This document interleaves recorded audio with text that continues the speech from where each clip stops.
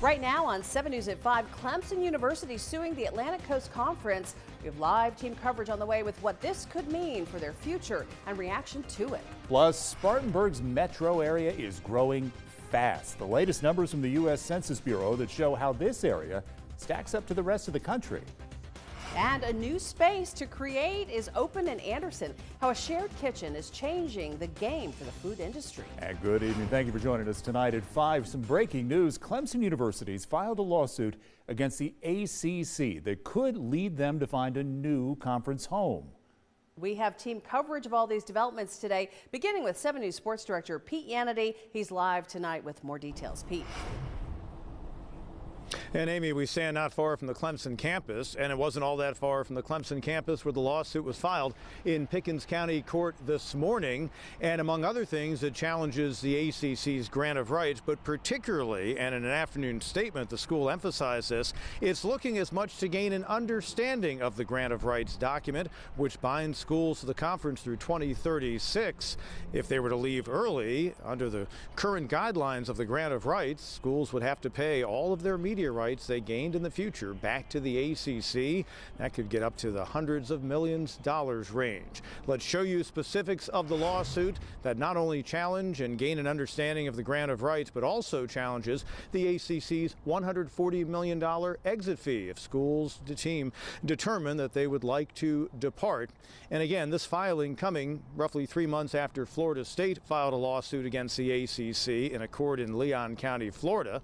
That's where Tallahassee is located, where Florida State's campus is.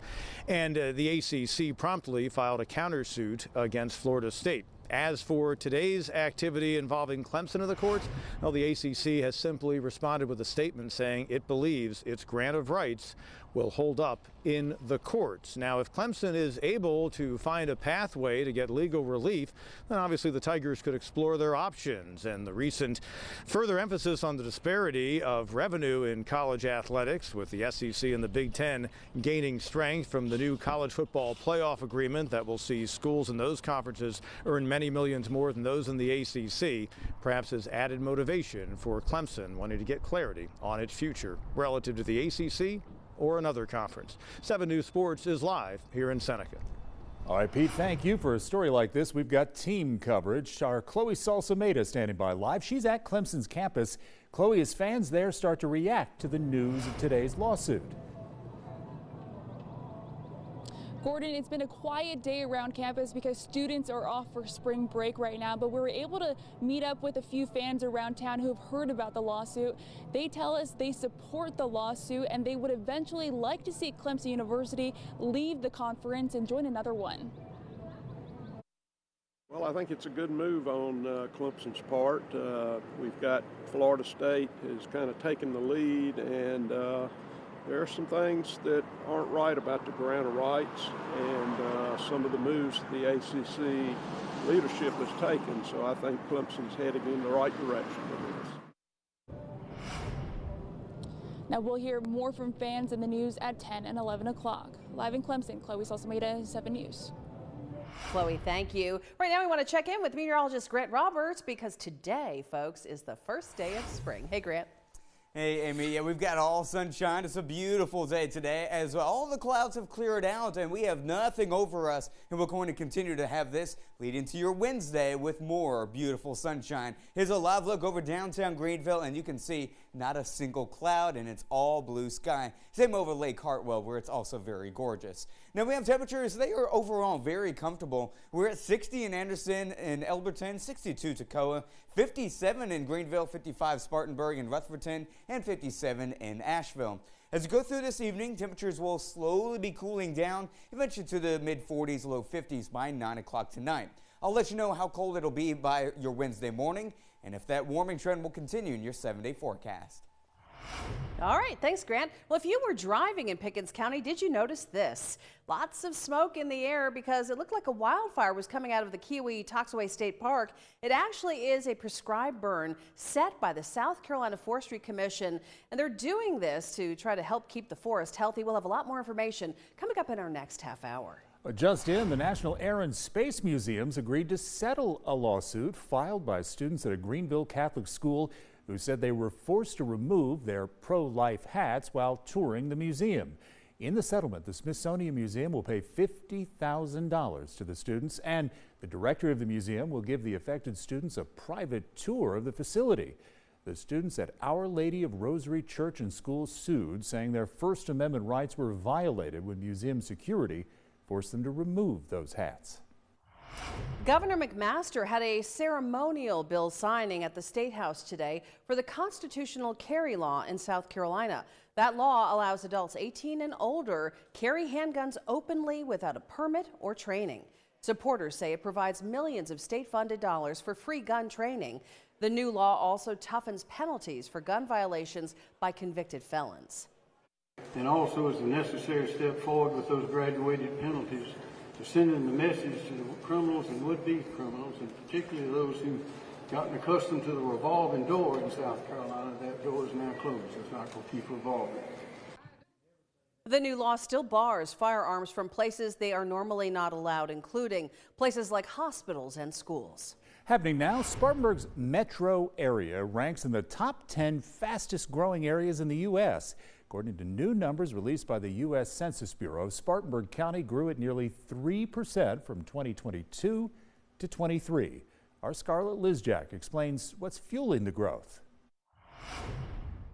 According to U.S. Census data, the Spartanburg metro area added more than 10,000 residents to its population last year, making it the 8th fastest growing metro area in the country and the 2nd fastest growing metro area in the state behind Myrtle Beach. President and CEO of One Spartanburg, Alan Smith, says there are two factors driving growth: affordability and jobs. Smith says he doesn't expect the county's growth to slow down anytime soon. Right now, we have $800 million either announced or under construction in downtown Spartanburg. Last year, we recruited $1.1 billion in new investment, more than 1,100 jobs. Last week, number 3 in the country per Southern Living in terms of cities on the rise.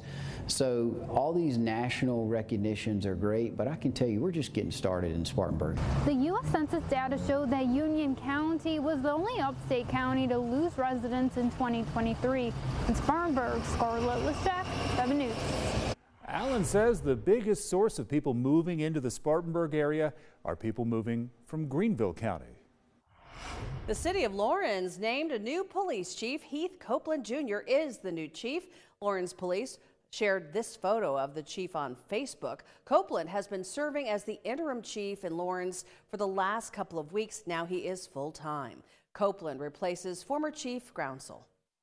The new Spartanburg fire chief is a familiar face. Pierre Bruton was sworn in yesterday. His hiring was announced last month.